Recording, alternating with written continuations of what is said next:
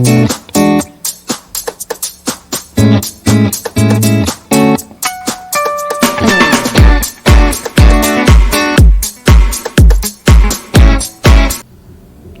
Guys, welcome to Eduthinker and आज हम work and energy का नेक्स्ट पार्ट शुरू करने वाले हैं, that is nature of work. सब हम नेचर ऑफ वर्क में क्या क्या पढ़ेंगे? हम पढ़ेंगे पॉजिटिव वर्क के बारे में, नेगेटिव वर्क के बारे में, जीरो वर्क के बारे में, एंड देन हम कुछ क्वेश्चन सॉल्व करेंगे वर्क के बेस्ड पे। सो सबसे पहले हम समझते हैं कि ये कॉस थीटा क्या होता है। अब सबसे पहले तो कॉस थीटा क्या है, हमने पिछले लेक्चर में पढ़ चुका है कि work equals to force into displacement into cos theta होता है। कॉस थीटा होता है। नाउ अब एक और बार समझ लेते हैं अपन कि थीटा क्या होता है। थीटा वो होता है the angle between force and displacement. अब फोर्स एंड डिस्प्लेसमेंट के बीच में मतलब इफ हमारा फोर्स इस डायरेक्शन में है एंड डिस्प्लेसमेंट हमारा इस डायरेक्शन में हो रहा है, तो ये जो एंगल बना फोर्स एंड डिस्प्लेसमेंट के बीच में, दैट इज थीटा। इफ हमारा फोर्स इस डायरेक्शन में है एंड हमारा डिस्प्लेसमेंट इस डायरेक्शन में सपोज, सो ये जो हमारा थीटा एंगल बना ये है थीटा। ओके, सब हमें थीटा समझ आ गया। What is this theta? अब ना what is this cos? Cos एक ट्रिग्नोमेट्रिक रेशियो होता है सबसे पहले तो, जो हम 10th में बहुत डीप में पढ़ने वाले हैं। स्टिल अभी कॉस अपन नहीं समझते हुए डायरेक्ट अपन कुछ वैल्यूज याद रख लेते हैं। एनसीईआरटी के हिसाब से हमें सिर्फ 3 वैल्यूज याद रखनी होंगी, जब थीटा 0 हो, जब थीटा 90 हो और जब थीटा 180 हो। वैसे तो कॉस थीटा का कोई रोल ही नहीं है एनसीईआरटी में, बट एनसीईआरटी जब नेचर ऑफ वर्क समझा रहा है तब वो जो बात बोल रहा है उसे कंसेप्ट में जाए तो वो कॉस थीटा ही बोल रहा है। सो अपन वो समझेंगे वो कैसे बोल रहा है, बट सिर्फ अपन सिर्फ ये याद रख लेते हैं कि जब थीटा 0 हुआ मतलब फोर्स अगर हमारा इस डायरेक्शन में है एंड डिस्प्लेसमेंट भी सेम डायरेक्शन में है, सो हमारा angle between force and displacement 0 हो जाएगा एंड हेंस cos 0 की वैल्यू 1 होती है। यह हमें याद रखना है। cos 90 इट मीन्स अगर हमारा फोर्स इस डायरेक्शन में हो रहा है एंड डिस्प्लेसमेंट इसके परपेंडिकुलरली हो रहा है, मतलब 90 डिग्री फॉर्म कर रहा है, तो हमारा थीटा 90 डिग्री हो जाएगा। जब थीटा 90 डिग्री हो जाएगा तो cos 90 की वैल्यू होती है 0। ये भी हमें याद रखना है।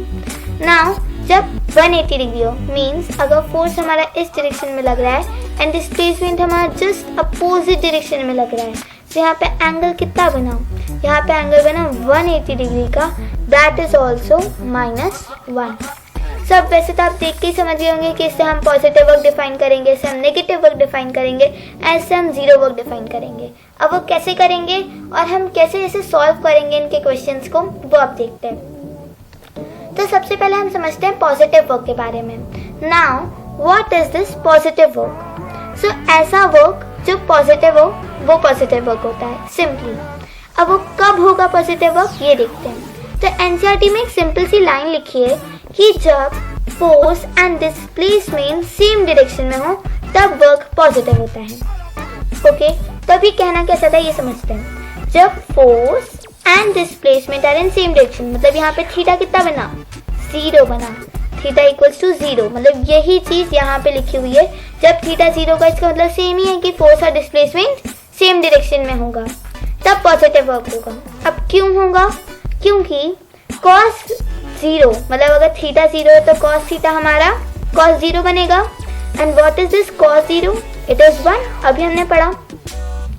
And force and displacement is some value, so यहाँ पे वर्क इक्वल्स टू जाएगा force into displacement into 1 which is equals to work equals to Fs।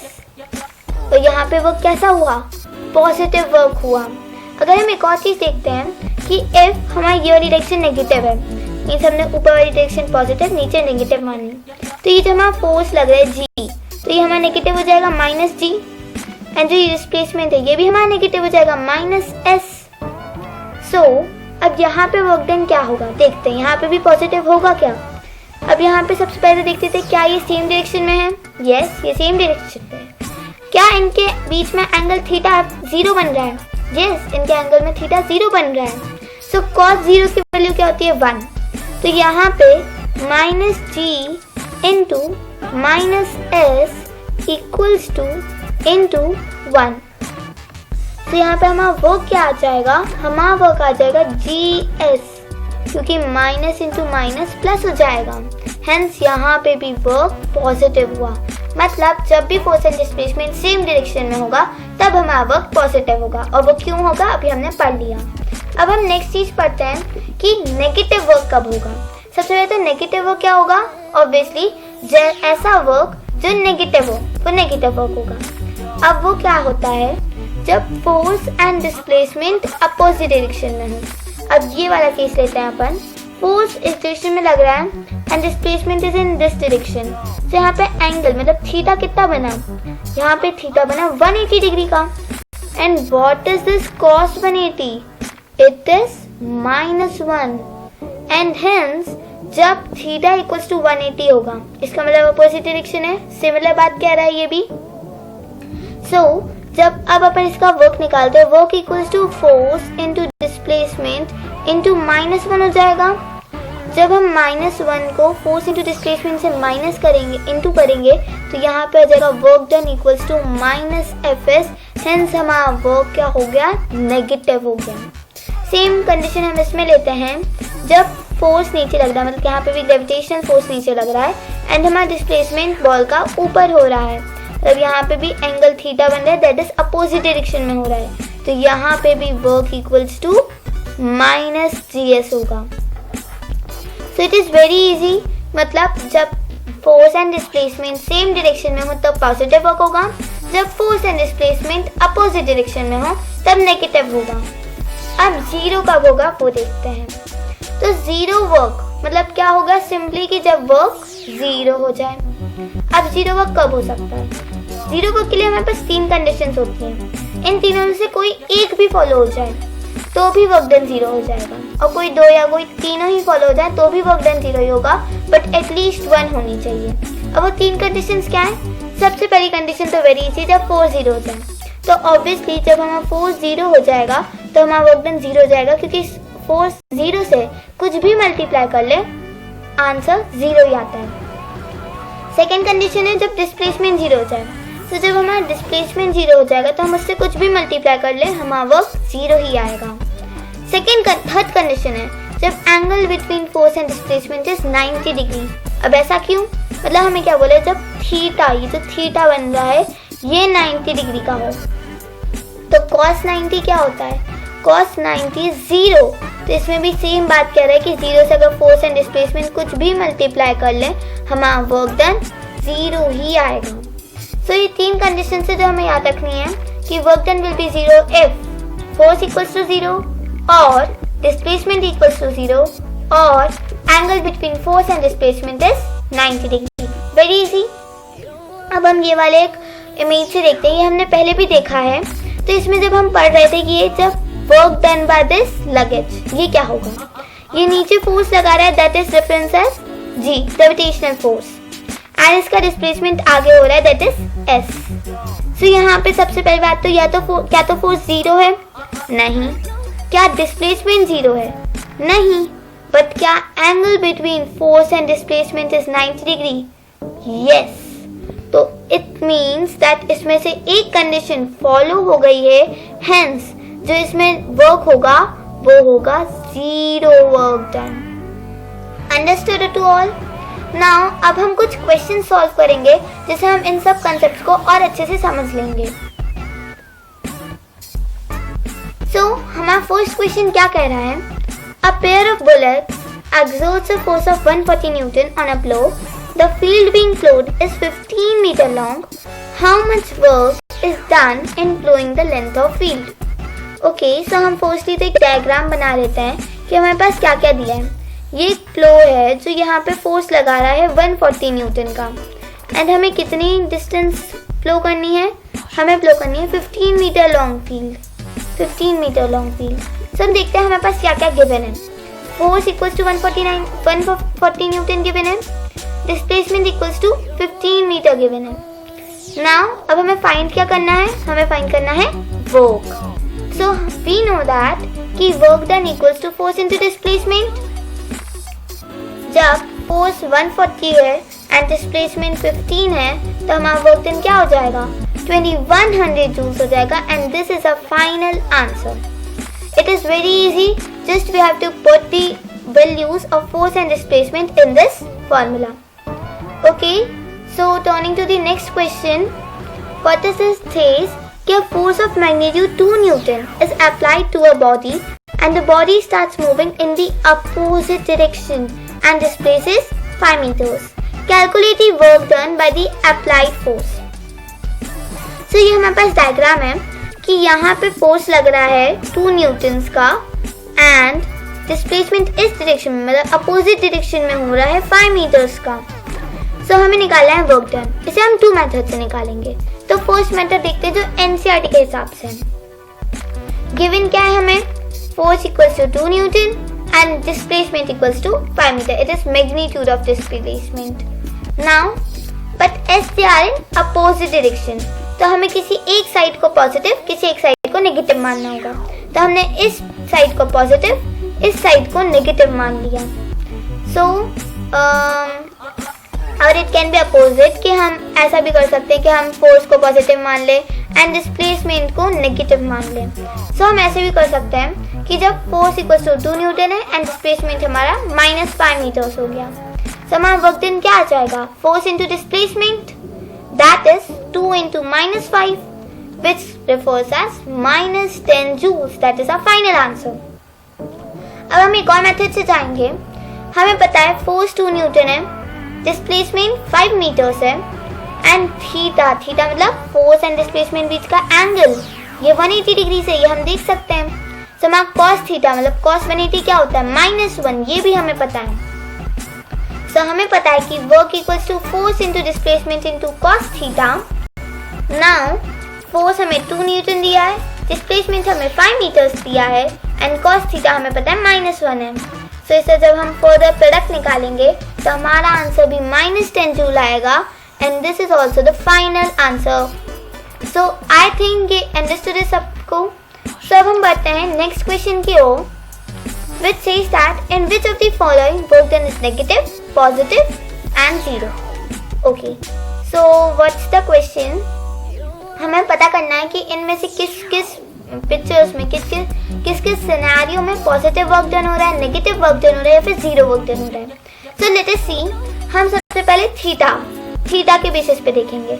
जब हमारा फोर्स इस डायरेक्शन में लग रहा है मीन्स ईस्ट डायरेक्शन में लग रहा है एंड डिस्प्लेसमेंट भी हमारा ईस्ट डायरेक्शन में हो रहा है, तो हमारा थीटा क्या हो गया है यहाँ पे, थीटा इक्वल्स टू 0. हेंस हमारा वर्क डन यहाँ पे हो गया है positive. Now in second one, यहाँ पे फोर्स हमारा साउथ पे लग रहा है एंड डिस्प्लेसमेंट हमारा ईस्ट में हो रहा है. तो यहाँ पे थीटा कितना बना, it's theta equals to 90 degree. Hence यहाँ पे 0 वर्क डन हो रहा है. नाउ इन थर्ड केस, हमारा फोर्स लग रहा है ईस्ट डायरेक्शन में, डिस्प्लेसमेंट हो रहा है साउथ डायरेक्शन में. यहाँ पे भी फोर्स और साउथ डिस्प्लेसमेंट के बीच में 90 डिग्री का डिफरेंस है. हेंस थर्ड ऑप्शन में भी 0 work done. Now in this case हमारा फोर्स लग रहा है वेस्ट में, डिस्प्लेसमेंट हो रहा है ईस्ट में. हेंस यहाँ पे 180 डिग्री बन रहा है मतलब थीटा इक्वल्स टू 180. यहाँ पे इसीलिए यहाँ पे हो रहा है मतलब negative work done. Okay, so I think it is understood to all. Now हम बढ़ते हैं next question की ओर. An object of mass 2 kg at rest is acted upon by a constant force 6 Newton such that it acquires a speed of 6 meter per second. Calculate the work done. Okay, so हमें क्या क्या given है, हमें given है कि एक मास है 2 kg का और जिसपे फोर्स लग रहा है 6 न्यूटन का. और क्या गिवन है, हाँ हमें गिवन है कि वो रेस्ट पे था मतलब उसका u मतलब इनिशियल स्पीड 0 होगी क्योंकि जब कोई भी बॉडी रेस्ट पे होती है तब उसकी वेलोसिटी 0 होती है मतलब स्पीड 0 होती है. तो यहाँ पे u हमें 0 पता है and it requires a speed of 6 metres पर सेकेंड. इसका मतलब है कि जो फाइनल स्पीड हुई उसकी वो 6 मीटर्स पर सेकेंड की हुई. तो हमें ये 4 चीज़ें गिवन है. हमें निकालना क्या है, हमें निकालना है वर्क और जो कि क्या होता है फोर्स इंटू डिस्प्लेसमेंट. अब हमें फोर्स तो पता है, हमें डिस्प्लेसमेंट निकालना है.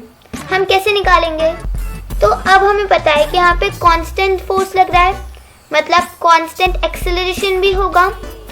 सो हमें पता है फॉर एस हमें निकालना होगा पहले तो ए क्योंकि हम लॉस ऑफ मोशन लगाएंगे और लॉस ऑफ मोशन में ए निकालना होता है, एक्सेलरेशन निकालना होता है। तो एक्सेलरेशन कैसे निकालेंगे? हमें Newton second law of motion से पता है कि force equals to mass into acceleration. So acceleration क्या हो जाएगा? Force by mass, and force is 6 newton, mass is 2 kg, so हमारा एक्सेलरेशन आ जाएगा 3 मीटर पर सेकेंड स्क्वायर। नाउ अब हम s फाइंड करेंगे, क्योंकि हमें a पता है, u पता है, v पता है। तो हम कौन सी इक्वेशन यूज करेंगे? we will use v square equals to u square plus 2as, क्योंकि हमें v पता है, u पता है, a पता है, तो एक ही वेरिएबल बचता है जो कि है s, जो कि अब हम इजीली फाइंड कर लेंगे। तो देखते हैं, v हमने वैल्यू रख दी इसकी 6, u की वैल्यू रख दी 0, 2 इंटू a हमारा 3 है, and s copy. So now 6 square is 36, 0 square is 0, plus 3 into 2 6s, now 0 plus 6x भी 6s ही होगा, तो हमारा अब s निकल जाएगा। तो 36/6 which is 6 meters। सब हमें डिस्प्लेसमेंट भी पता चल गया। ना हम वर्क फाइंड करेंगे, कैसे? Work equals to force into displacement से।